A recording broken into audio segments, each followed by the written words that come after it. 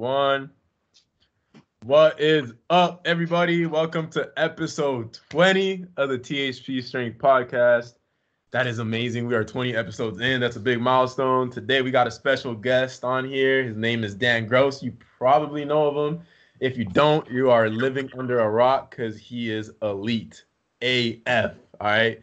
So go check him out. I'm going to put his social media in the show notes and just prepare to be amazed. He's got crazy bounce. And we're going to be talking all about motor learning and that kind of stuff. Dan, if you want to kind of introduce yourself a bit, tell them what you do, how old you are, and all that stuff. Well, I'm 20 right now. I think I might want to be a pro dunker, but I'm playing college basketball right now at the moment at Campbell University. And then, yeah, that's really it. In terms of, because I know I've talked to you about this a little bit. Isaiah might not know any of this, but you're playing basketball right now. What do you like more? Do you like playing basketball more? Or do you like dunking more? What do you enjoy more? Or do you like dunking on people in basketball games? Like basketball, I don't know. It's kind of hard to tell. Like dunking, it's like a really fun hobby, but there's no feeling like dunking on someone in a game to me. And then he's about to like Nick Briz. He's just only gonna do in-game stuff. That's all the footage he's gonna put out is just dunking on people. Like you're gonna go to LA Fitness and dunk on the 9'9" rim. 9'7", 9'7.25", Isaiah. I don't know if the rims that Isaiah dunks on are 9'7.25". If you haven't seen, shout out Hoop Mixtape, shout out Mills. We know Isaiah dunks on low rims. He can't dunk on 10 foot. I've said it a million times. He's a con artist. Yeah, when I get flown out, I ask him to low rim just for my dunks. Yeah. Hey, can we go to the low rim, guys? CJ put out a low rim video. I mean, it was good. He disclosed it though, so he's scot-free, man. Yeah. Oh man, shots fired. Anyways, so we'll get into kind of the podcast here, motor learning and stuff. Most of what the contribution, hopefully from each of us, will be is our experience in learning new skills. So for those of you guys that don't know, motor learning is acquiring a new skill in terms of connecting your brain to your muscles and being able to coordinate movement. So we talked about this previously in another podcast, but learning how to type, learning how to shoot a basketball, how to throw a baseball, how to hit a baseball, being able to ice skate, being able to roller skate. Those are all motor skills that you acquire through your life. I mean, actually, a lot of people think that your motor acquisition has a bell-shaped curve, meaning that you peak at a certain point in terms of when you're able to learn certain. Maybe it's not bell-shaped, but basically, people think it trickles off. So, like, when you're a child, you learn really quickly. And as you get older and older, closer to 13, 14, 15, etc., it kind of tapers off and certain skills become easier or harder, or actually certain skills become harder to learn. Most all motor skills become harder to learn as you get older. But I think if you look at the research and you actually look at just in general, people being able to acquire new skills at any age, it is possible to do. And this is why I think a lot of people hang it up too early in sports like track and field or the decathlon, things that are really high skill. I think to acquire those skills takes years and years and years. And if you don't start track, like the decathlon's a good example. Most of those guys don't start doing those events until they're, I don't even know, 20 sometimes, like 19 or 20. And they have to learn 10 new events that are completely different than each other. And you get to a point where you're trying to be elite in 10 different things. You're trying to be the best in the world at those things and compete with people that only do those things as a solo event. And so in some cases, like, for example, Ashton Eaton in long jump or Ashton Eaton in the 100-meter dash or hurdles, his marks in those events were good enough to get him into the finals. Or I think it's like not into the finals, but they would have qualified him for the Olympics in I think it was 4 of the 10 events that he did. He could have qualified in the Olympics for, which is pretty astounding. So what's that? That's insane. Yeah, it's wild. So in general, just a little bit of evidence for people, it is easier typically to acquire certain skills when you're a child. That we kind of know that it's easier to learn new movement patterns, being able to shoot a basketball, being able to dunk, being able to run. Those things are easier to learn when you're a kid. But again, that doesn't mean that you can't learn them further along in development. you would have to have a coach. You would have to be very diligent. You would have to be able to kind of like connect the dots and be willing to try things. And I mean, I'm a testament to this. Like, I didn't start speed jumping until I was 23. For those of you that don't know, speed jumping is butt kicking. That's what Nick Briz does. That's what Jordan Wessner does. That's what that 50-inch vertical Ilya Ivanyuk does. And I've always said it's a motor skill. You know, it's motor acquisition. They happened upon it. They learned how to do it. Maybe they had a predisposition as a kid, but they happened upon it in general. And I still think that's true. As I've learned the skill and I've learned how to do certain things, I've been able to learn it. So we see people change their technique all the time further along in life. So again, you can learn new motor skills as you get older. So I guess that's generally what motor learning is. And we'll give you guys different examples of that in each of our experiences. So Dan, we'll kind of ask you this, at what age did you start really dunking, and what piqued your interest in that? Well, my interest was piqued from like the second, I was probably like 5 years old. My dad showed me clips of him dunking in like high school basketball games. And whenever I was like 5 or 6, I decided that whenever I saw that video that I wanted to be able to dunk one day. So then my dad told me all I got to do is train. He gave me some of his workouts. Started training in like elementary school. I even went to class wearing ankle weights sometimes. And yeah, first touched the rim in like 8th grade, and then started training even harder after that. Finally got my first dunk in 9th, and then like within like a month I hit a growth spurt, and then I was like windmilling between the legs. So what kind of training would your dad do? Curiosity. His consisted of like it wasn't like set up like a certain amount of sets. He would just tell me to do as many calf raises as I can that night, like until I literally cannot feel my calves anymore. I do like 3 sets of those, and then he would also, like he said, whenever he was a kid, he would like jump across his bed and then turn around and jump across it again until like his legs were dead. I used to do that whenever I was little. Tried to at least. Wait, you tried to broad jump across your bed? Yeah, tried to. But I was like elementary school, so I was nowhere close. But this is by far, if you guys don't know anything about Dan's dad, he is an absolute legend. I hope he listens to this because I want to meet this guy. He loves dunking, actually. Your dad actually says that he's a better dunker than Dan ever was, right? Isn't that what he says? He jumps higher than you? He claims he is, but no, he's not. he could jump.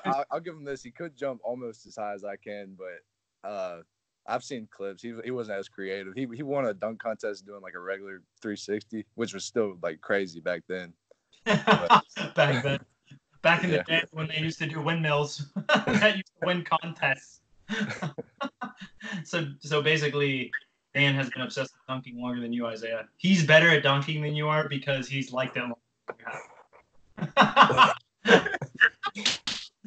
For those of you that don't know, I love to tell Isaiah that other people are better than him because he just shakes his head and he just like gets pissed. John knows how to make me motivated. Yeah. Today, here's a good example. So Isaiah, this is a little anecdote for you guys. Oh,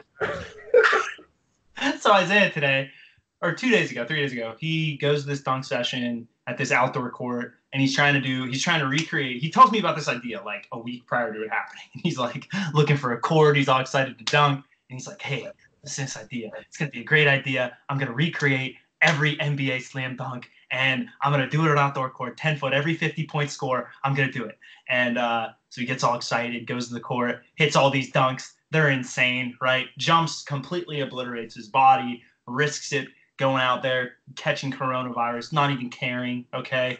And comes back, body depleted, tendons exploded, muscles have ruptured at this point. Bro, I was dead. Like, I was out there. I don't even know. Bro, wild. So he gets done, posts this video. He's telling me, he's like, it's going to go viral. I can feel it. It's going to get 1 million views. This is the first one. And submits that bad boy. 24 hours later, 8,000 views. I get on YouTube today. I'm typing it in, enter, clicking around. Oh, Dexton, I do every NBA slam dunk 50-point score ever. 30K views, Isaiah. 8.5K views. On a low rim. On a low rim. I didn't even watch the video. I was like, this is trash. No offense, Dexton. Yeah, I know you don't care because you don't care about anything, and it's kind of funny. But also the disrespect, YouTube, the disrespect. Oh, it's so funny. So Isaiah gets all pissed this morning, and he's like, I can't podcast at noon. I gotta go train. And he goes to the weight room, just busts his balls and RDLs and stuff like that. So, yeah, I know how to get under his skin. I know how to trigger him a little bit. That's what he woke up to. Isn't that what you woke up to? Was me saying Dexton posted the same video as you? It's doing better, something like that. I go on my phone and it's that. I'm like, fuck. And then I went to the weight room. He wasn't happy, folks. Yeah. I'm feeling better now. I officially don't care about YouTube. I'm just gonna post what I want and just keep getting better, and we'll see where it goes from there. So yeah, it made me laugh, that's for sure. Anyways, yeah. So Dan, being the better dunker than Isaiah, how you've liked it longer than he has, and you're more obsessed with it. Your potential is way higher. This goes back to motor learning. Did you ever start? Did you low rim at any point when you were growing up? Oh yeah, all the time. I started in like 5th grade low rimming on like actual basketball goals, like low rim like 6 feet, 7 feet. And then I would just try to dunk like as high as I could. And then once I got that, I'd raise it a little bit higher and try that. Honestly, I feel like every pro dunker's done that once in their life at least. Dang, so you were getting after it that young, like low rimming and stuff, and trying to dunk? Yeah, I started really early because my dad showed me those videos. And I knew I wanted to dunk, and yeah, but I started like really early. You know something else that I find interesting? I feel like, because did you know that you were gonna be able to dunk one day? Well, I wasn't like really short growing up, but I was kind of short, so I was kind of paranoid I wasn't gonna hit that growth spurt. So I was like a little bit paranoid I wouldn't be able to, but for the most part, I knew I'd be able to jump high because I remember. I was the same way. Like I was always short growing up. I mean, I was more of a late bloomer though, but there was always something like in the back of my head that, because like I was short and I was shorter than everybody, but like there was something inside of me that was like, you'll be able to dunk. Like I kind of just knew, and then I feel like that's what led to me like just continue practicing a lot and stuff like that. Like, so yeah. I find it really interesting, and that's also another key thing connecting it to the motor learning is like you said like you feel like every pro dunker has low rim growing up. I think everybody's done that. Like I've mentioned it before. Why am I spacing out his name? The 14-year-old kid right now, or 15? Mikey. Mikey. Oh, Mikey, like free kid. Yeah. Like he's mentioned that he's low rimmed. I think it was on the video that Whisper Sports recently put out about him. Oh yeah, he's only 15. Yeah. Bro, what? Yeah. Can he like 360 East Bay right now? He did a 360 behind the back. He's done scoops between the legs, stuff like that. Jeez, he's better than both of you guys. That's all is he? He's done some wild stuff. I saw him do someone sent me a video of him doing the wind the other day. He did the wind? Yeah. What? I'll send it to you later. Didn't he want to dunk with you at some point, Isaiah? No, that was someone else. That was Niven Glover. Oh, right. Yeah, Niven. Yeah, I remember that. That'd be cool to see. It's crazy these high school guys, how many views they get. Dan, this is an interesting story. Tell how you got recruited to Campbell. Yeah. So it was like towards the very end of my high school career. Like it was like actually the very last game of my high school career, and I'd only had one offer from a D2 school, and I played decent that game. I probably had like 10 points, and but I had like probably the best posterized dunk in my life. And then like after the game, like a few days after the game, the Campbell coach hit me up saying that he saw that dunk, and that was really what led to it. So you literally can get recruited based off of your ability to dunk, guys. You heard it. You can dunk better. I got a tech right after that dunk too. Doesn't even matter if it's clean or not. I forgot who exactly was that I was talking to, but It was someone like that's related with like college basketball and things like that. Oh, it was actually at the school where I train kids at, and it was a high school basketball coach of a basketball academy that's like really good here in Orlando. Like they play against like Oak Hill Academy and like those type of schools. And we were talking about like training high school kids and like what leads them to getting recruited and stuff. And he was saying that like a really big thing that college coaches look for is just raw athleticism, because like you can always teach the skill portion of the game, but like talking about skill.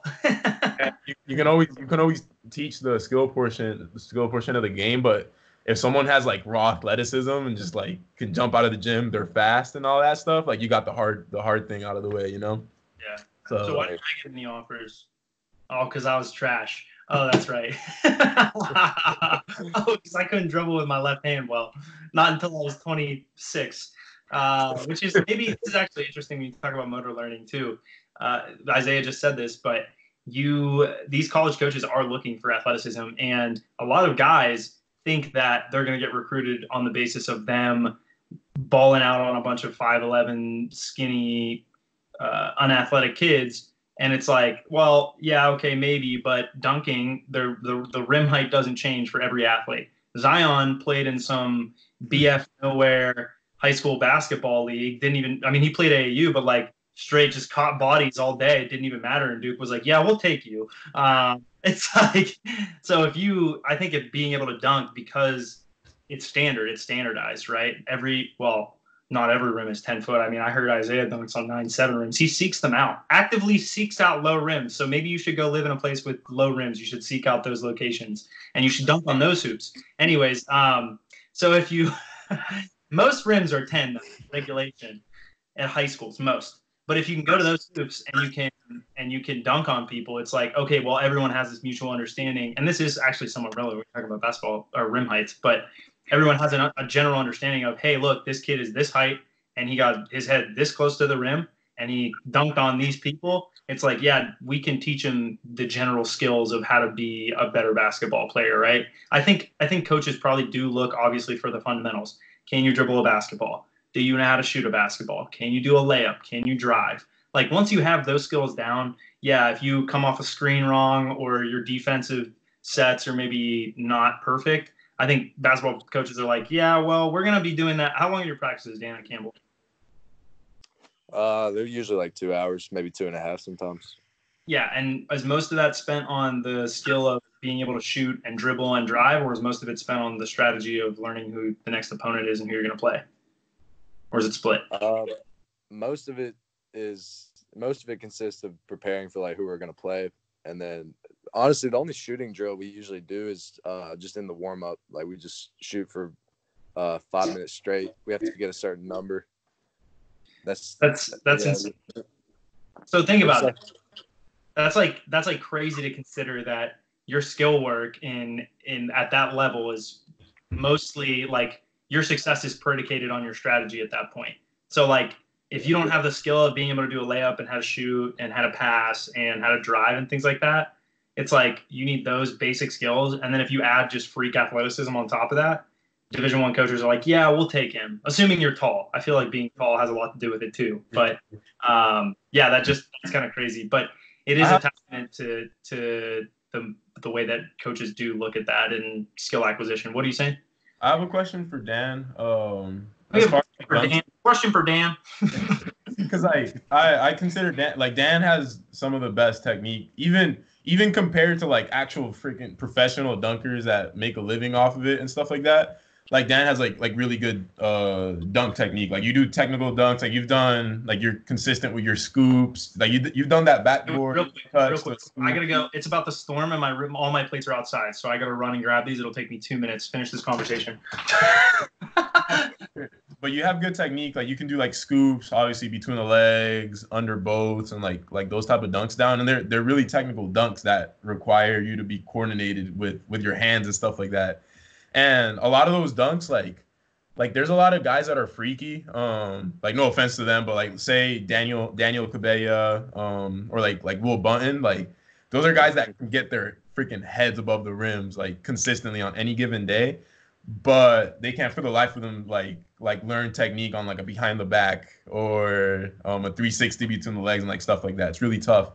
So how was it that you were able to learn those dunks? And would you say that like anything that you did with basketball helped you as far as like technique and that type of thing?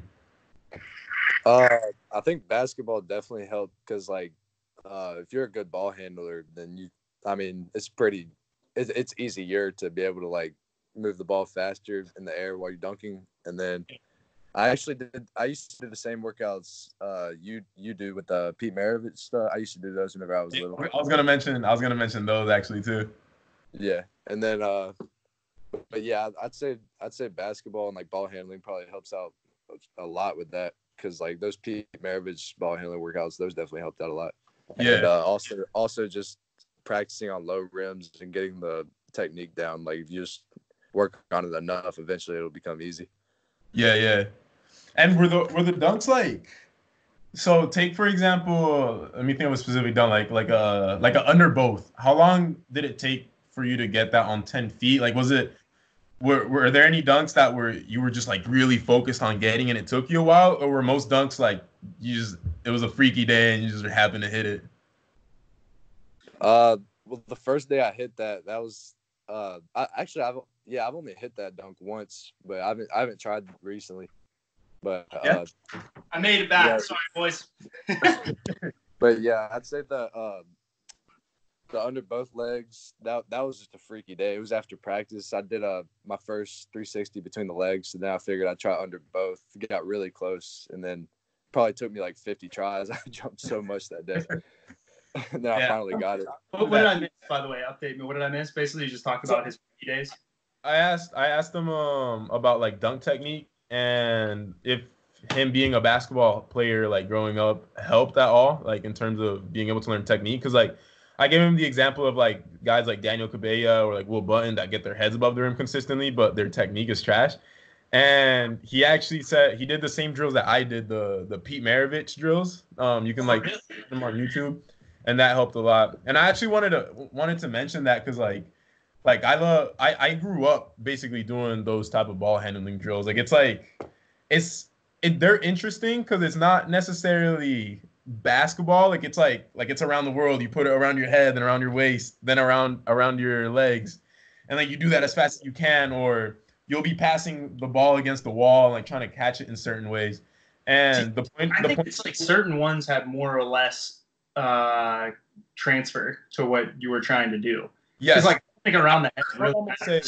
I would almost say it's a direct transfer to dunking. And like the reason you do those drills is because like if you're a basketball player, especially as a guard, you want to be comfortable. Well, any position really, you want to be comfortable with the ball in your hands.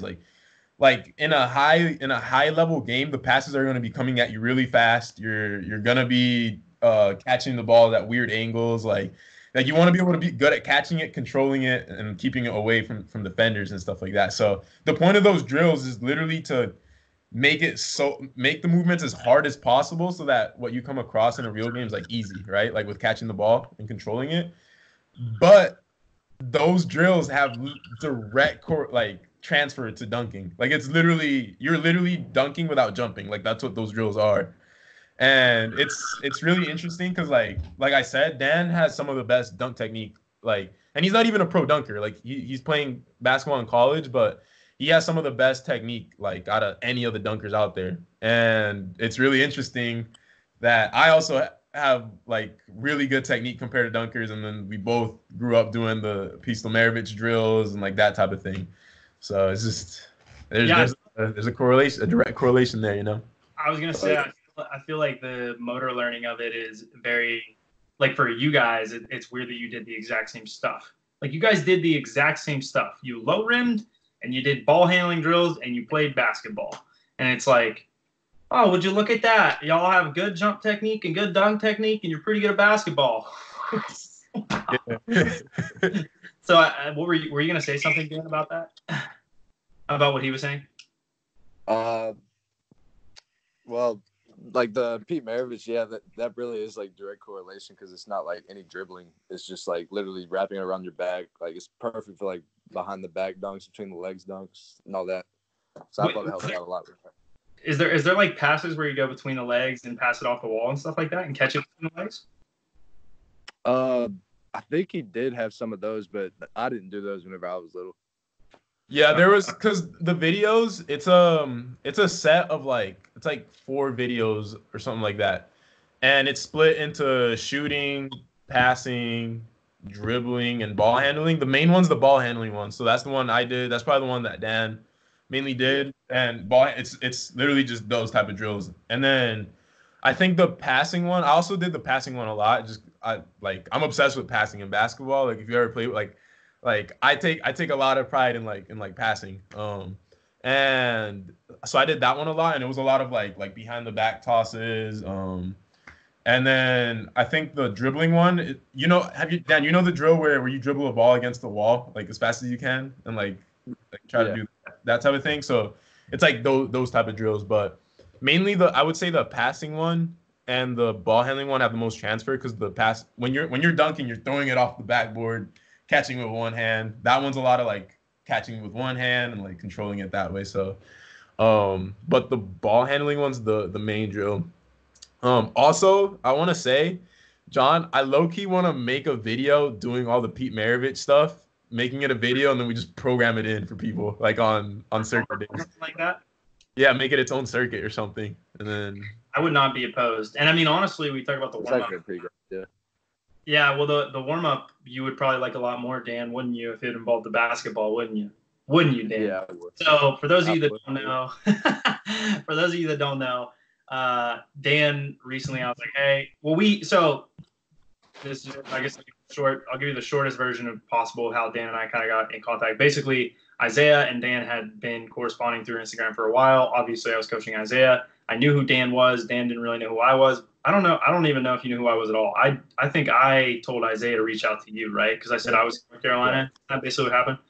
And we just kind of connected and organized a dunk session. I came down. It probably took me 45 minutes to get warmed up. I walked in and Dan did it between the legs, and I think it was between the legs. He did it between the legs basically in the first 5 minutes of me walking in. And I was like, take about 30 minutes, 45 minutes to get ready.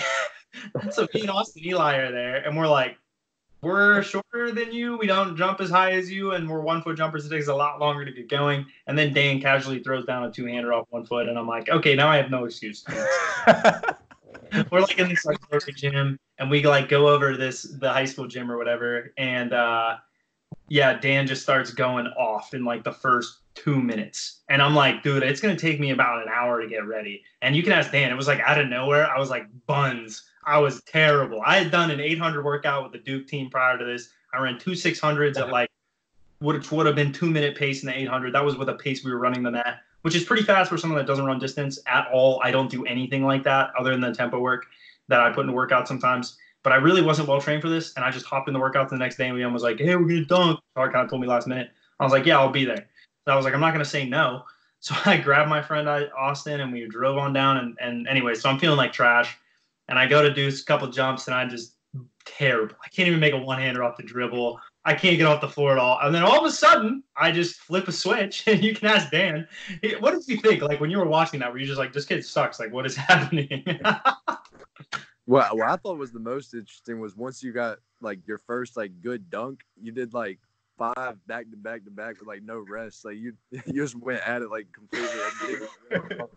You would sprint and get the ball and then go right back into the next dunk. I couldn't. So the thing is about me is well, first off, I'm a little older. So once I get warm, and I say this often about good 1 foot jumping. Good 1 foot jumping is predicated on you having very good rhythm. So if you don't have that rhythm and you don't have that run off the ground and you don't have that smooth transition from horizontal to vertical displacement, it's really hard to get good jumps in. And you can ask Dan, if I would sit around after that, remember, because I would eventually get tired after the 6th or 7th dunk, I would get tired, and I'd sit around, and then I'd go back into this succession of 6 or 7 dunks, right? And you would see basically you'd see it go like this. It would start terrible. I'd miss the first or 2 dunks, and then it would just fly up, and I'd stay there for a little bit, and then it would drop off, and I'd cut it, and you'd see this curve every time. And if I would wait too long, that's what happens is my body just cools way down. I kind of fall off the rhythm a little bit. I don't get the takeoff angle right. I don't get this run in to the speed, like the speed to the run in right. Like my success as a 1 foot jumper is very much dependent on me doing everything perfectly, because I'm not really that much of a genetic freak. Like I really have to do everything right to get dunks to be made and stuff.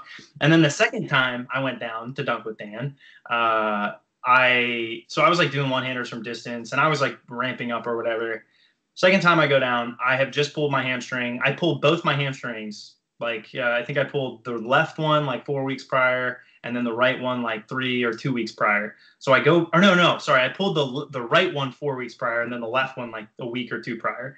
So I go to the session, and I'm like, Dan, I don't know if I'm gonna be able to dunk, bro, but I can watch you have a good session. Same thing. I walk in, Dan's trying throw-ins in the first 5 minutes. I'm like, no surprise here. His buddy Max is here. That's the video where, if you guys have seen it, Dan grabs the ball, throws it, and it just bounces back and forth and pops out. Like, did you feel like you were jumping well that day? Yeah, I felt like the first time you came down, I was jumping higher, but yeah, that day I was definitely feeling good. But I mean, in the videos though, Loki looked like I was jumping higher than the first day. So I don't know. You don't like any kind of warm up. Like you just start jumping. Usually I need to warm up, but for some reason, every time John's come down, I'm already pretty much warmed up.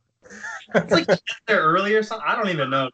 Oh, this is the other thing. I told Dan to drink caffeine the first session, and all of a sudden his body just was like, it was like red light. I was like, all right, I guess Dan's about to fly. Yo, that's the thing with caffeine. Like, if you're not used to it, do you drink caffeine ever? Like, do you take caffeine? Not before the first time I told him to. Yeah, I didn't until John told me. Now I drink like a Monster drink or something like every time before I dunk, and it's been helping. Bro, it's crazy because like I never do it, but like if there's a big session or a contest, like I'll take caffeine and I just feel like I can jump like 3 inches higher. Like everyone thinks that I'm the reason you jump high, but it's not me. It's just purely it's the caffeine. I just tell you to drink caffeine. I suggest you do a warm-up. I suggest you do I take like known entities, like things I know work because the research is pretty clear-cut on it. And I'm like, you should try this. And then it's like, boom, you jump 2 inches higher, you're best. Like your cluster's like here, and then you have that outlier day. That's because I just tell you to do some stuff you've never done before, and then it works.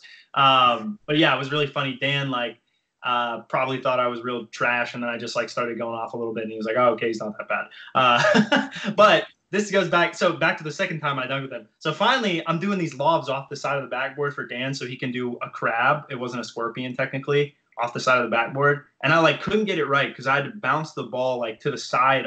It was like I had to get a weird angle on the lob. It had to like deflect sideways instead of straight back, and to do that you have to like put he needs the true off the side pass god. Yeah, and I am not that person. So, bro, I've done off the side passes so much for like Jordan. Like any competition I go to, I always get asked to. So like at this point, it's just like you have to like bounce the ball like this. Like it has to deflect off, and it's kind of tricky to do unless you like practiced it. I mean, it took me probably like 15 tries or so to get it right, honestly. But while I was doing those, I'm not a off the side of the backboard god like Isaiah. I don't have the motor learning. I don't have the skill acquisition because I haven't done it. Anyways, so I went and I'm throwing him off the backboard, and Dan's trying to do this crab, he thought it was a scorpion, it's crab. Shout out Hoop Mixtape. Nothing that anyone does is of quality. Bounce it off the side of the backboard, and finally Dan catches it and puts it in and dunks. And no, as a person who appreciates quality, I love poking fun at things. But anyways, Dan finally catches it, throws it down. It's like sweet. And so after that, I'm feeling fresh. Like I'm feeling bouncy. No idea why. Like just the rhythm of like these light tosses off the backboard. And I go up, and you can ask Dan, all of a sudden I'm just like putting down one-handers and stuff, and like made a two-hander, and I'm trying windmills. And my windmills and my reverses were really shitty that day. And Dan was like, you're not even close. And then I would like ramp up. Like it always starts like this. Dan's like, yeah, I didn't even think you were going to be close with that. And then it progressively gets better. Like starts with layups and then it gets better. And then these kids You're also doing some distance dunks that day. No, I think the first session I was doing distance dunks. The second one I wasn't trying to do it. The second one was like me. I was wearing like a black V-neck or whatever, and I like came in super late and didn't really do a warm up at all because you were already in it. But remember those kids came in? Who were those kids? I don't even know who they were. They came in and they were asking to play. They were asking to run fives. Oh, Yeah, that was like a couple of my teammates from high school that went there, and then they invited like a lot of their friends to come play pickup. So yeah, that was. And then so they walked in though, and they're like, "Oh, Dan!" I don't know if they knew you could dunk, but they're like, "Oh, Dan, let's see what you got. Let's see what you can do." Blah, blah. So Dan's like, "All right, his legs are dead at this point. I don't even know what you did. Did you do a windmill or something like that?" I think I don't even remember. I think No, I tried to do a window. No, you try to scoop. You try to scoop, and you couldn't do it. Yeah, my legs were gone at that point. He embarrassed himself, but not as embarrassing as the next thing that happened. So I go up, and I like do my first dunk, and I think it's a one-hander, and I think I missed the first one, but I was like feeling good, so I grabbed. All right, the lob was off or something, I don't remember. So I came back, and I'm like amped because there's all these people around. Now remember, I pulled my hamstring a week ago, so I probably shouldn't even be doing this at all. But I go to throw this lob. I think it was a lob or off the dribble. Which one was it? I don't remember. I think it was a lob. So I go to throw this lob, and like no one has footage of this because you're just in the moment. The funny thing that's probably the highest I've ever seen you jump. Yeah, that's what I was gonna say. So I throw this lob.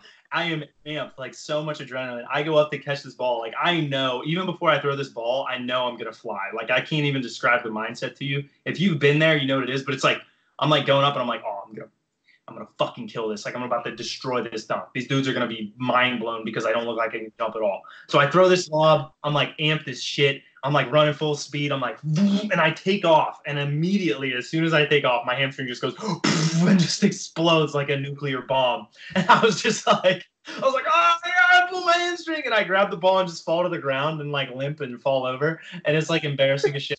But Dan looks at me afterwards and I was like, bro, I just pulled my hamstring so bad. And he was like, and Dan looked at me, he goes, yeah, it's really unfortunate. That was the highest I've ever seen you jump. And I was like, No, good. That's what happens. But yo, you know what's a really fun session that I want to see is me, Dan, and Connor Barth. oh yeah, I want to see that too. But I want to see you win. I just want to have a session with all three of us just jumping high, like just do one-handers the entire time. All one-handers, all two-handers, all throw-ins, all windmill throw-ins. That's it. Only all throw-ins. Yeah, because like I love dunking with Connor just because he jumps high as hell, and like I'm used to having the sessions where like everybody like because obviously there isn't a lot of freaking high 40-inch vertical people out there, but like I'm used to having sessions like Austin and like Josh and stuff, and it's dope when I go with Connor because it's like, oh, someone else can get their head above the rim, and like it just amps you up, like you just want to keep going. Have you wait, Dan, have you ever had a session with another like elite person?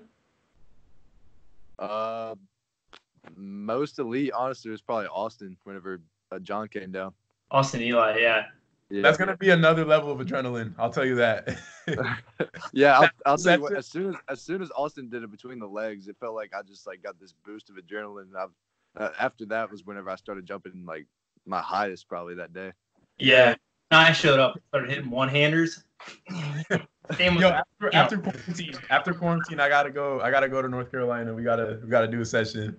Oh, isn't that so weird? It's like I suggested that like before the quarantine. We were planning it, but then all this stuff happened. So best case scenario we were trying to do was get Dan and a session with Isaiah, myself, watching and filming, and Chris. We were kind of trying to get Chris John and maybe Austin Eli to do a session because we might be able to get we were trying to see if the track coach could get us into Cameron for a session. I don't know if I can say that or not, but the facilities guys know him really well, and we would have done it obviously whenever no one was there, and we would have been allowed to do it. We wouldn't have just gone to Cameron and done that. But I was just casually like, yeah, it'd be really cool to do that. And the coach was like, oh yeah, we might be able to do that. Just like, let me know when you want to do it or whatever. And I was like, yeah, I'll let you know. Because no one can say those rims are low. Yeah, I'll tell you what. I went to basketball camp at Duke. There's no greater feeling than dunking in that gym to me, honestly. Cameron? Yeah, I don't know why. Something about that gym. That was like the highest I jumped like all year in high school. That's so dope. Wasn't there did a video of you? Have you ever been on Ball's Life, Dan? Ever? With me. My videos I took of you got posted on Ball's Life in high school. Yeah. Ball's Life? I mean, yeah, I've been posted before. Well, actually, no. I think the first time. I think whenever you videoed, that was the first time. Okay. Is it just your eyes, by the way? Can you move the camera down so we can see your face? Anyways, I just had to poke fun at you. I'm sorry. I just can't control myself sometimes. I just have impulse control issues. Anyways, no, yeah. I was wondering if did you ever have a mixtape done by anyone at a high level, or just like your friends did them, or what? I remember one that was, I think it was a contest you did. I think it was the one where you tapped and then went this way. Was it? Did you do a contest at like a basketball? I just remember seeing a mix. Yeah, City League Hoops. That's what this guy I know. He invited me. I think his name's Ty. He invited me over to Ohio to do. That was my first dunk contest ever. He filmed it, and it was kind of weird how they did the contest though. Like we just did like as many dunks as we could. Like it wasn't really set up. We just did as many dunks as we could, and then they picked the winner. Is that right? Yeah, that's probably and then the best format for a dunk contest you could ever do. Just do it. Yeah, that's why there was so many dunks in that video. Like it didn't seem like a contest. It seemed like a dunk sesh because there were like probably 15 dunks on there. Awesome. What's your just give you 2 minutes? Oh wait, what's your reach? I have no idea, honestly. I think we looked, right? Didn't we look at my reach compared to yours, Dan? At some point, weren't you a couple inches higher than I was? Yeah, I think I was a little bit higher. I think you have like 2 or so inches on me. Like it's not like super freaky then. I think I don't have like crazy long arms or anything. I think his reach is like kind of similar to what yours is, Isaiah, because you have like 2 or so inches. Maybe I feel like his reach was like maybe this much farther. I have really long arms though. Like I'm like a monkey. My arms are crazy long. Look, you can't even see it in the frame. Look at this. Look at this freaking spider. Anyways, like especially they're just really absurdly long. I don't know how else to explain it to you. But yeah, so that said, for the people listening to this, I can't help it. But no, Dan, I feel like it was like an inch or 2 or something. I might have even been closer than that. I might have even been close to what your actual reach was. Because you're 6'3" or something, right? Yeah, I might be even 6'4" now. I think I've grown. What's your Tinder profile say? 6'5"? I got jokes, dude. Oh, I'm on fire. I was curious because you, bro, the dunk. Every time I see this on my feed, I like hate you. Like I really hate you. It's your double elbows. Like those are so easy for him. Oh, yeah. He's so much better than you at those. I can't even say it's every time. It's insane. Like that's probably my favorite dunk to do. Honestly, it's just I don't know the way it feels. It just feels great. Yeah, that's so crazy. Have you ever done a crown? No, I tried that. I almost hit my head, so I got kind of it's kind of a mental thing for me now. So yeah, so crazy. I think I feel like once I get it like one good time, I'll be able to do it like somewhat consistently.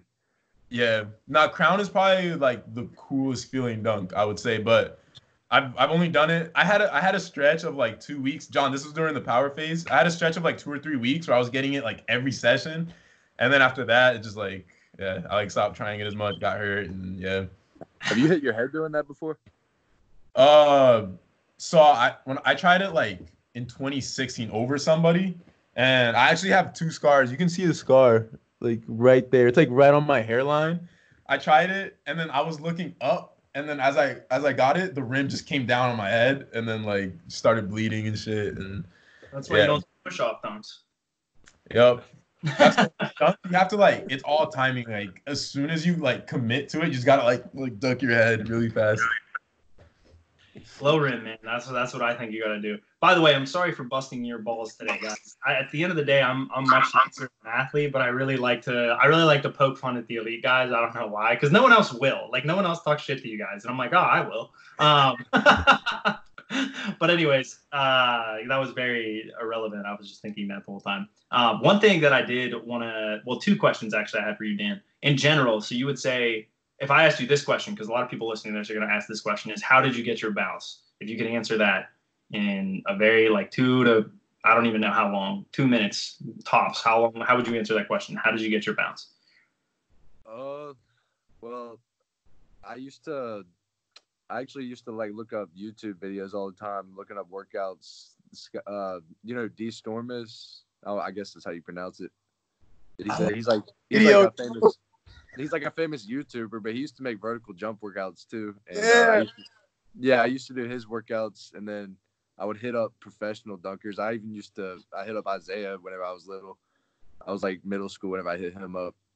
Which is he hit me up when I was young too. This is like my first year, like when I started like being able to windmill and stuff like that. Like that's when Dan hit me up. Yeah, and I was like crazy. I was like barely touching the rim at that point. Yeah, it's cool because like I remember you DM me. This was right before we set up the session with you and John. I remember like we were DMing, and then you're like, yo, I just scrolled up and like saw our first messages. I was like, oh shit. And I went up, and it's literally Dan like grabbing the rim or something like that, and like asking like what he can fix. It was a windmill. I completely forgot I even like sent that to you until I saw that. Yeah. If you see Dan's progression, he started at this like little really long, lanky, bowl cut hair looking Justin Bieber haircut looking kid. And then like 2 years later, he's like, it's like he went Super Saiyan. He's just like spiky hair, head at rim. And you're like, what just happened? What happened, dude? What's really cool is like putting his elbow in the rim. What's really cool is that's how I'm at Austin now.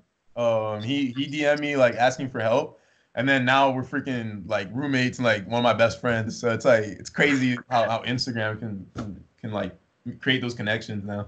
And it's weird, like when like I was a kid and we, you know, back in my day, we had AOL, and you had to be careful. You don't want to meet some creeps on there. Anyway, so like you can, and I will say this, I've met some weird people from the dunk community that were just really socially awkward, and it was very uncomfortable talking to them. And that has happened in the dunk community. But I will say generally people that have like a basketball background or played other sports growing up and just like aren't all about only like, or I mean, this has only happened a couple times, but I've met some people like that, and I'm like, I don't know if it's going to work out for me. Like, I don't know if I can handle this whole dunk atmosphere culture thing. But generally, if people with basketball backgrounds are like the most normal, chill individuals I've ever met. And then people that love dunking, like that's all that they do. Like I've had some times where I'm like, I don't know if I can handle this. Like the first dunk camp I went to, dude, I was like, the personalities here, I was like, this is so different than me. I was like, this is crazy. Like it was too much dunking. Like it was too much dunking for me. I was like, I can't handle it. Like I need something else. Someone talking to me about coffee, about girls, about alcohol. I don't even care. It's something that's not this. It's weird because like with dunkers, I was actually talking to you about this when I met Area 51. If you guys don't know Area 51, he's a 5'7" dunker from Australia back in the day, back in like the TFB days. And when I went down there, so Area 51, he didn't grow up around any dunkers in his area. He always dunked by himself. And when I went down there, it was cool because you could see like he was having kind of the first. I mean, at this point, it was probably his second time ever being able to do this, but being able to meet another dunker and talk to them about something that you're obsessed about, right? Like with dunking, because being obsessed with dunking, it's really weird. Like if you think about it, it's like it's weird to be obsessed with it. Like, oh, like we love jumping in the air and just blasting our arms against the rim over and over again. Like, it's a lot of people can't relate to it. So a lot of times, what you'll see is the first time dunkers meet each other, they can talk for hours upon hours just about jumping and dunking. So dunk camp, it was kind of like excuse my language, but it was a clusterfuck of that. Like it was a lot of these people. None of it. I didn't want it. A lot of these people's first time meeting dunkers. So we had people from all over the country, all over the world, that they've never talked with someone about dunking before. So it was just like combine all that, and yeah, it was just straight dunk the whole time. So it was pretty interesting to see that whole thing go down. Like one of the most interesting things to me is I roomed with Barth for that, and I didn't think Barth and I would ever be friends because it was just so much concentrated information. It was like doing blow of dunk, like it was like the cocaine of dunking. It's just like Barth, just like let me dunk every day. Like it was like I can't handle this, dude. I've never done a drug at all. I've never done any drugs. FYI, I've never done an illegal. I'm gonna say it again. I just made an illustration. It was a lot, and I was like, bro, I don't know if I can. It's like, this is so much. Yeah. And I'm a pretty intense person. I'm a pretty passionate person. I probably do that to other people about training stuff. I probably like way too over the top with it. But yeah. And then the second year I was like, it was way different. Like the dynamic for me was much, and I was in a different stage of life too, but it was like much more enjoyable to just be there, hang out with people from a different, like a different angle. It wasn't all about dunking the second year. Like I kind of knew people, I had relationships with people. Isaiah and I had another year of like our relationship being able to develop.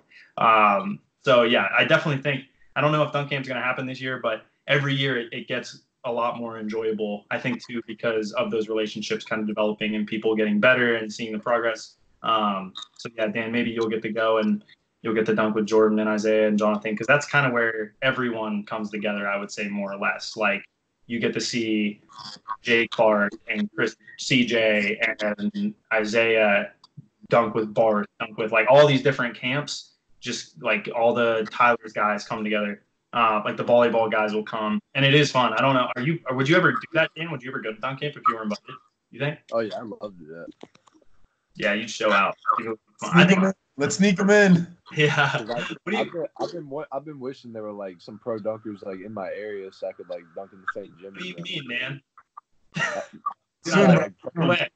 I'm thinking, John, I've been talking about this. Like, I wanna go like move to North Carolina just to be able to like work with John and like train together and all that stuff. So hopefully soon you'll have a pro dunker in your area.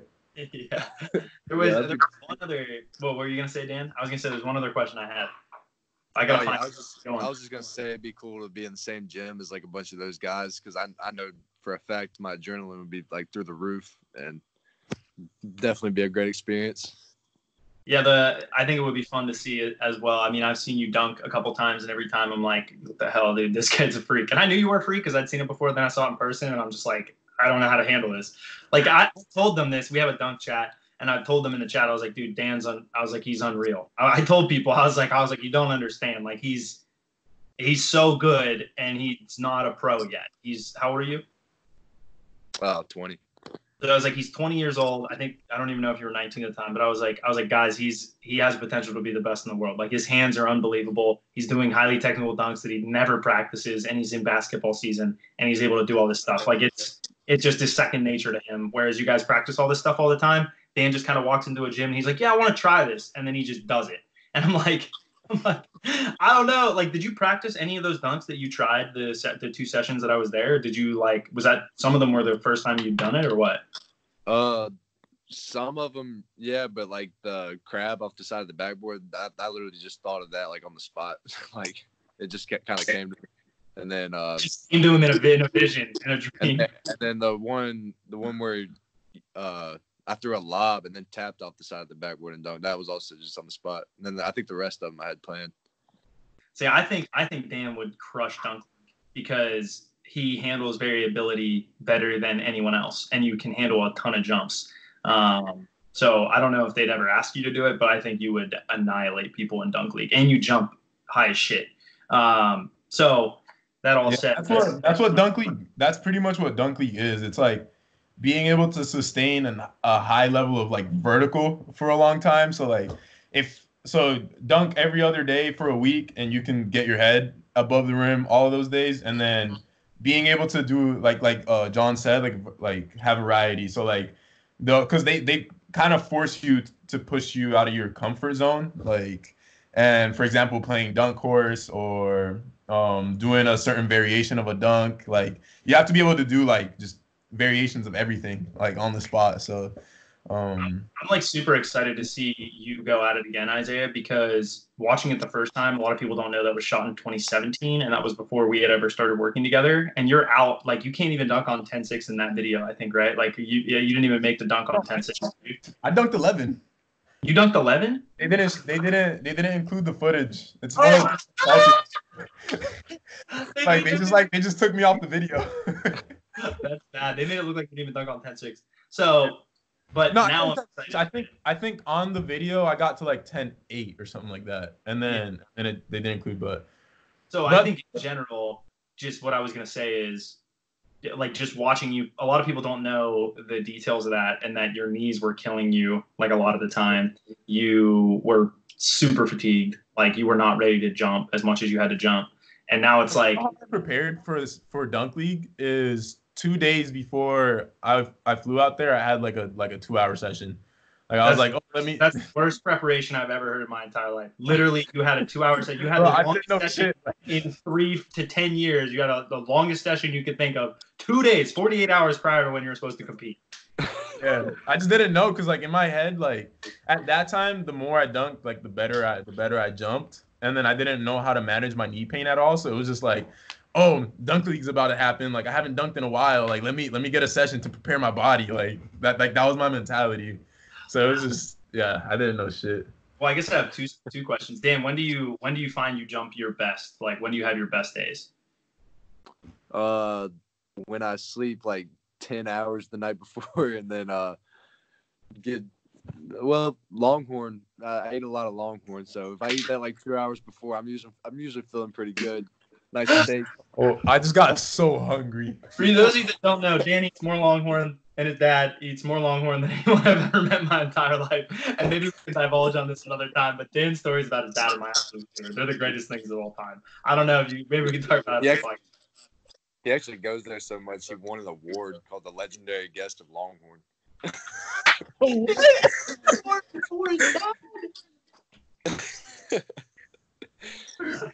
Yo, that's amazing. So right now, Longhorn's closed. Dan, what is your dad doing to cope with stuff right now? Well, I mean, they're still open, but their hours aren't as long. So now he's like buying like to-go orders to last him throughout the day, and then that's pretty much what he's doing with this whole Corona stuff going on. Crazy stuff, man. Found a way. Do you dunk best when you're dunking frequently, or like how often do you dunk? Like is it at least, well, before you start, because I know you were working with John right now, so it's a little more scheduled. But before that, like, were you dunking every day? Was it every other day? Like, what was your schedule like? So during basketball season, I wouldn't really dunk. Like in high school, I would still dunk because like my legs weren't like as fatigued. But like in college, if it was basketball season, I wouldn't dunk unless we had like 2 days off. And but like during the off season, I used to dunk like every other day. But then now I'm doing what y'all are doing, just training and then dunking once a week. Yeah. That's pretty. I'm excited to see how good you get, bro. Like this is awesome. Yeah, I love things. I don't know if we mentioned this in the podcast, John, but like, I think someone asked me, they were like, "Oh, how do you feel about somebody like reaching your level or like stuff like that?" But like, I fucking love it. Like, I think it was the podcast with CJ. But I said like, no, it was Matt. Matt asked you, or I think was it Junior? Maybe it was Junior. It was Junior. That's exactly who it was. Yeah. But no, I just love when there's people that are like, especially like when they're like in your position, like you're young, have a lot of potential, and like you could be best in the world. Like I love that because that just pushes the sport even farther. And like what we want at the end of the day is like as many good people as possible. Like when you go to a dunk contest, it's dope to win and stuff like that, but you want everybody to show out because that's what's gonna. A contest isn't fun if like everybody else is doing like rim grazers and you're the only one doing like trick dunks. It's fun as like hell though. If, like everybody out there is able to do like 360 between the legs or regular between the legs, whatever. I mean, you probably relate to this. Makes it more competitive. Yeah, I mean, you probably relate to this because you're a hooper, but like the competition, like I live for competition. Like I live for that stuff. Like the sessions when everybody's jumping high, like nothing pushes you like that. So it's really dope to see guys like you. And then I'm always looking for people that are even younger, like guys that are 16, 17 that like could have like a lot of potential. Because like those are the people you really want to like be like you want to put it in their head that they can be goats. Like, you know what I mean? Like that's the mentality. That's the mentality I had with Jordan Kilgannon helped me with this, but from a really young age, he was like, "Yo, like you could be the best in the world if you just work at it. Like you can do it, And I think that's the type of mentality. At least if you want to be a pro dunker, if you want to be a pro dunker, you need to train and have dunk sessions with the mentality that you are going to be the best in the world. Like you can't. A lot of people want to be pro dunkers, and the like I'll have conversations with them, and they're like, yeah, like I think it would be cool to like travel and maybe be good enough to get into a contest like here and there. If you have that mentality, you're not gonna be a pro dunker. You have to be the mentality of like, oh, I'm gonna train for 2 or 3 years, and then I'm gonna bust everybody's ass in the dunk contest. Like that's the kind of thing you need. That's how you need to be thinking if you want to be a pro dunker. Like, because I know a lot of you guys listening to this, like, that's a lot of people's goals, like a lot of people's dream. But yeah, like you got to know. I mean, Dan, you probably like. I mean, me and John have told you, but you have the potential to be the best or whatever. Like, did you ever feel that? Like, when did you start like thinking that you're different from everybody? Definitely senior year of high school was whenever whenever I first started getting my head over the rim like consistently. I honestly, it sounds kind of cocky, but I felt like I was the best dunker like in the state by far, and it's just a sense of confidence that comes with it whenever you become really good at it. Yeah. And like I will say this after seeing Dan in person, that I honestly believe he, like when I saw you jump, I was like, he might jump higher than Isaiah. Like I like straight up believe that. And that's like not a shot on Isaiah at all, because obviously we know Isaiah had 47, 48-inch vertical. But I saw Dan jump and I was like, this is ridiculous. Like, this is insane. I was like, he's flying. He can do these technical dunks without any real attempt, like without a lot of attempts. He has really good jump endurance. He's really healthy, and he has the endurance that a hooper would have. And I was just like, he is already one of the best in the world right now that no one knows about. Like, that's honestly how I felt about it. I was like, he's one of the best that everyone is sleeping on. Like like you could title this podcast "The Best Dunker That No One Knows About." Like, because people I think just think that you're just like a hooper, like that you don't really maybe want to dunk or have a desire to do that. I feel like you do. I don't know how committed you are to that, but yeah, I mean, it seems like based on your answers in this that you'd be willing to do that given the opportunity. I don't know. Yeah. I mean, right now it's just like whenever it's during basketball season, I'm just strictly basketball. If I have a few days off, then yeah, I'll go dunk. But yeah, like if it's basketball season, then yeah, I'm just like straight basketball. Dunking is like the last thing I worry about. Yeah, and that's why I think I've told you this, but I was like, man, I don't know how you do it. I think you should maybe consider doing something else, but you love basketball. That makes it hard. Yeah. So we'll kind of see what happens. Maybe I can convince you to go full time and do it, but enjoy your life a little more, have control over things, not have to go to practice 3 hours and sit the bench. I don't know, man. I'm just saying, maybe consider it. Yeah. I'm gonna say this about it just to give you like a bit of advice from my end. My number one advice to anybody is like do what you love, like do what you're passionate, obviously. And then the second thing is like dunking's always gonna be there. You know what I mean? Like right now, like college basketball is an opportunity that like it's really rare for people to have. Like even me, like nowadays, because obviously this is my job, I'm a pro dunker. Like there's days where I'm like, damn, like if I had played one more year of high school basketball, like I probably could have played college. Like, that would have been cool to have. So there's that side of it. Like enjoy it while you have it. And then there's also the fact that like people start late in this dunk game. Like you're 20 years old. The average age of people I compete against is anywhere from like 28 to like 32, around there. When I go to these dunk contests, dunk contests and people are calling me a baby, like straight up. Like I'll tell people, ask me how old I am. I'm like, oh, 22. They're like, what the hell are you doing here?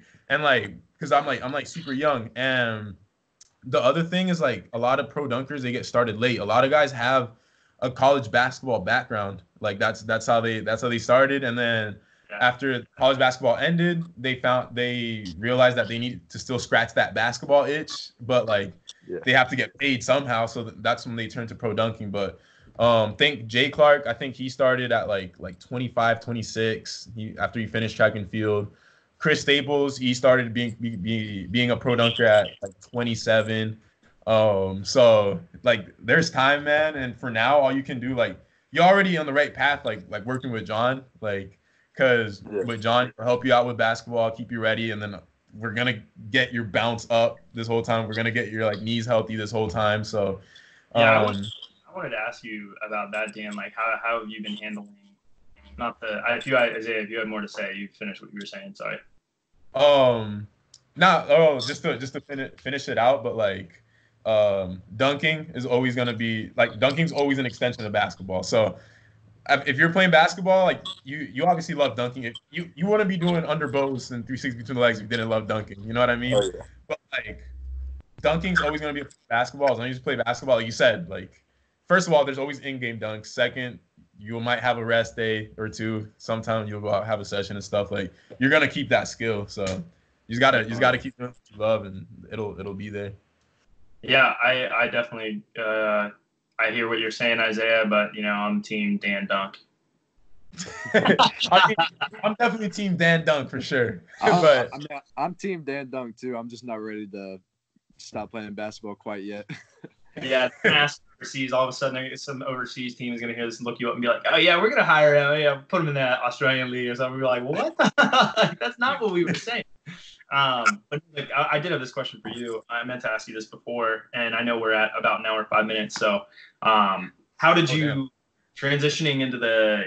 Dan was like, "How long is this going to take?" I was like, 40 minutes." But transitioning into like training and kind of like taking a more professional approach to training. Obviously, you have S&C at Campbell, but having a program specifically dedicated to keeping you healthy, maintaining or hopefully improving your balance when you're at 48 inches, it's kind of hard to do that. But hopefully, we're going to get you to 50 plus. What's the training been like for you? Yeah, I'm curious about this. How have you been handling things? The first week was, I'm not gonna lie to you, it was hell. Like I literally could not walk. My calves were so sore. Well, this is coming from the guy that did thousands of calf raises every day. Yeah, but like I don't do it during basketball season, so like that was the first time in a while. I could not walk hardly. And then it's still really hard, and it's definitely I think it's definitely helping because like I was dunking on outdoor courts this week, and I never usually can dunk on outdoor courts. I thought I was getting up there. I thought, but yeah, I think it's helping, and my knee pain. Is he on the at home?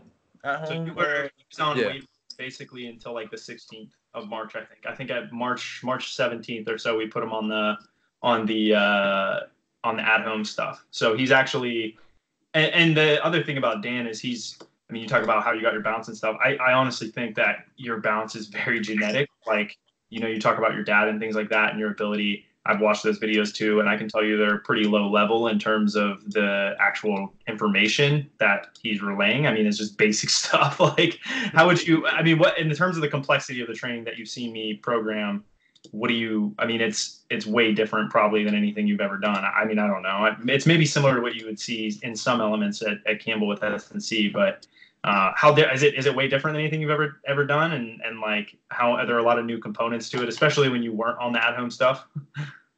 Yeah, it's definitely different. The plyometrics, like I've never done probably like any of those like warm-ups you have on there.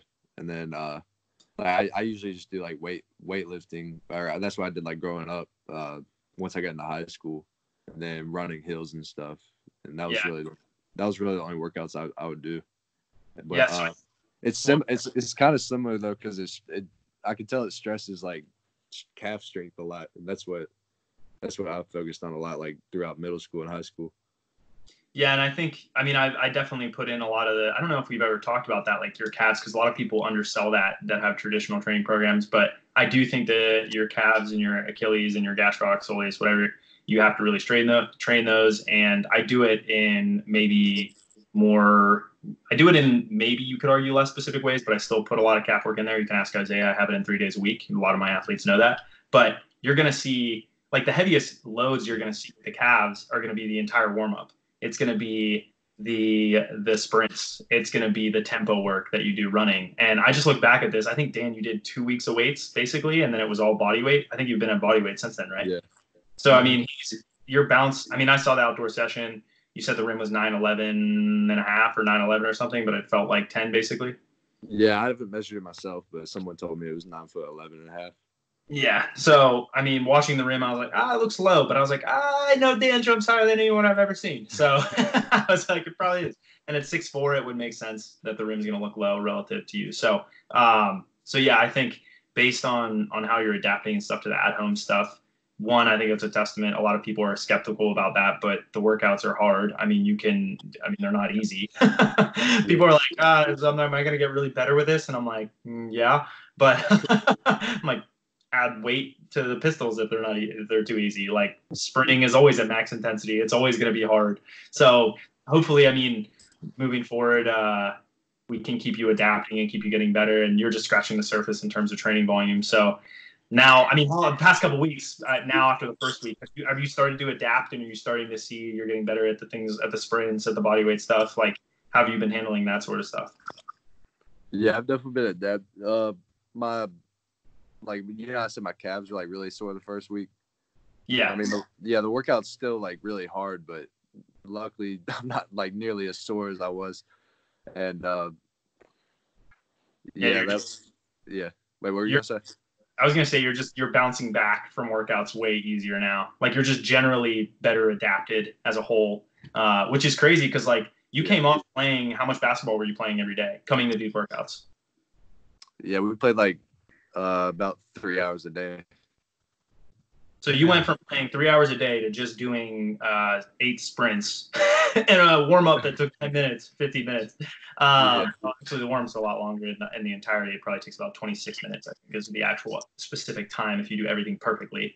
Maybe it's 25, but that's actually kind of crazy. I was curious on how you handle that, but it's definitely different when you have a dedicated load, like the tempo work. How have you handled that? Like the running, have you handled that well on Tuesdays and Thursdays? Have you been doing it? Yeah, I've been doing it. The running, like what do you mean by handle it though? Like how hard it is? How hard is it to hit the times? And like, are you like gassed after those or what? I mean, yeah, I was pretty gassed definitely the first week. I mean, it's still gassed now, but it's not as bad. Have you wait till tomorrow? Wait till tomorrow. Wait till you see the pace on those. You're not gonna love it. Oh, I just realized it's the new week. Yes. I saw what John programmed this week, and I was like, "Yo, you're trying to kill people." It's so for those of you that don't know, I front loaded the week. You probably observed this, but what I'm hoping happens is basically, I want to kill you. It's almost like I'm doing a little micro taper sort of for the week. I'm not trying to necessarily do that because there's still a lot of volume later in the week. But what I want to do is I really want to ramp up and really almost overreach the first 3 or 4 days, which isn't really truly what's happening probably. But I really want to push it hard, stress the nervous system a lot, really crush people, and then it drops off Tuesday it's like a downhill slope after that. So you get to Wednesday's workout, it's super hard, and then it drops off Thursday, Friday, and then Saturday you have a good jump session. So this is the way that I'm trying to build in more specificity and also have intensity climb up.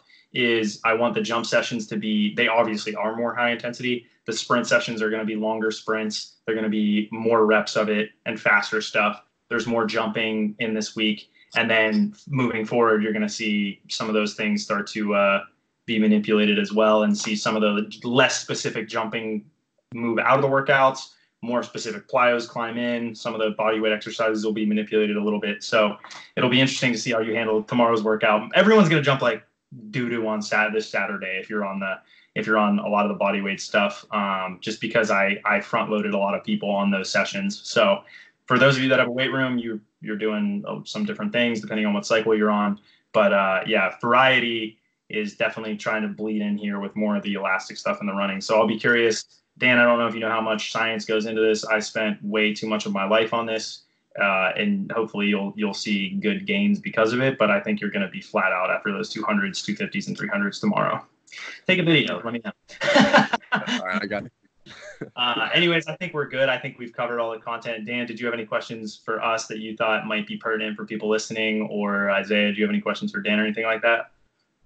No, I think we covered everything. I was actually gonna ask about, Dan, if you get knee pain or not. You can answer that probably pretty quickly. Before I met John, I got it really bad. Now I get it like every once in a while. Like after it'll start hurting a little bit whenever I dunk, but like throughout the week, whenever I'm training, it's fine. Yeah. Shout out John. He did a good job. A lot of that has to do with the outdoor courts, though. It's just rough for my knees. Yeah, and I think I tell people this too. Like it ebbs and like I think generally the cluster of your pain is climbing way down, and you'll probably honestly in the next couple of weeks your pain will probably drop off completely. I would tell you if your knee's hurting in a session, don't do it, or if you think your knee's going to hurt after a session, don't train the following day and prioritize that session. Maybe that's one way, or don't jump as much in the session. Those are kind of rules that I tell people. What did you say? Like going into sessions, like you're supposed to jump like whatever you schedule, like 15, 20 times, and then it turns into 2 hours. Yeah, it's great. All right, sign us off, Isaiah. Twice as long as we should. Guys, thanks for listening to this podcast. It was a really good one, getting some insight into what Dan does for his bounce, how he got it, and just like overall, we covered a lot of things, whether it's the mentality of dealing with like basketball and dunking. We covered a little bit of motor learning, dunk technique, ball handling drills, all that stuff. So if you're listening to us on iTunes, give us a 5-star rating. And then make sure you share this podcast to everybody. All right. Tag us on Instagram if you liked it, and we'll try to repost as many as we can on our stories. I'm going to put Dan's Instagram on the show notes, and you'll be able to find them there. Other than that, anything else you want to add real quick? That's it. Good? All right. Take it easy, guys. We'll catch you tomorrow. Peace. That was good. Oh, I got something.